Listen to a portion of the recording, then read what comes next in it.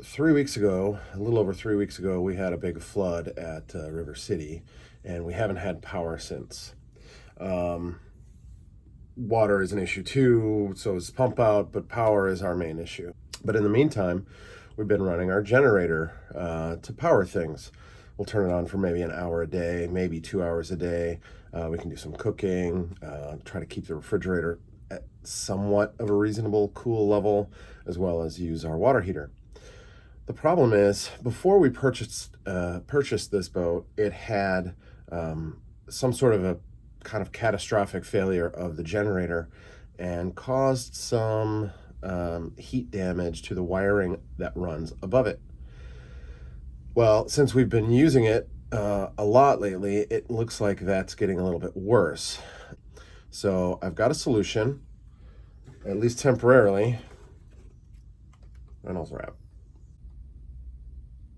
Well, it certainly isn't pretty, but my hope is that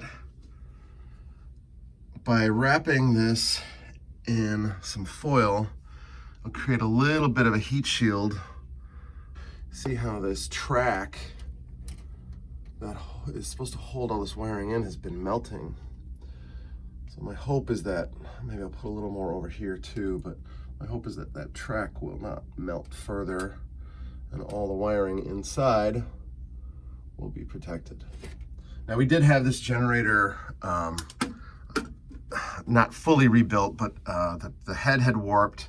That was one of the issues from the overheat. And so we had the head remilled so that it was in spec and doesn't leak.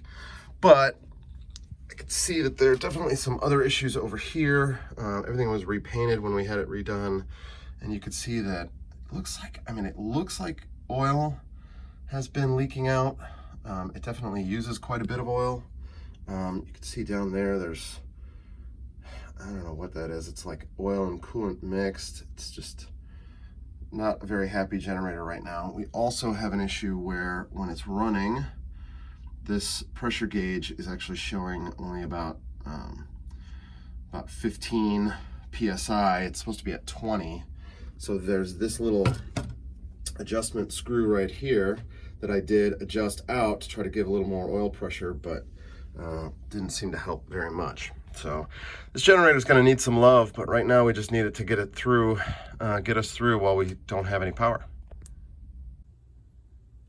Well, I just ran the generator for about an hour, did some cooking, got the hot water heater hot, got the fridge a little cool again, and when I touch the bottom of this, slightly warm, but no big deal.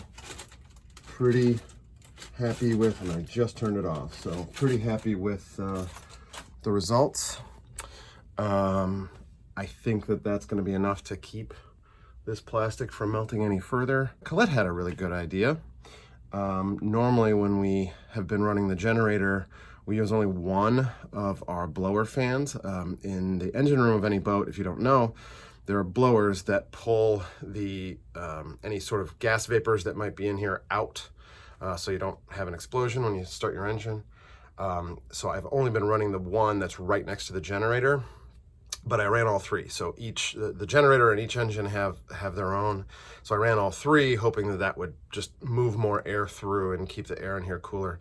It's definitely warm in here right now as I'm sitting next to the generator, but it's also a very warm day too. So it's really not too bad. So far I'm fairly happy with it. Another thing I noticed when I started it up is that we were getting good oil pressure. In fact, it was over 40 PSI. So don't know why that all of a sudden started giving good oil pressure, but I'm very happy with it. So that means that I think our generator is in a little bit better condition than I thought.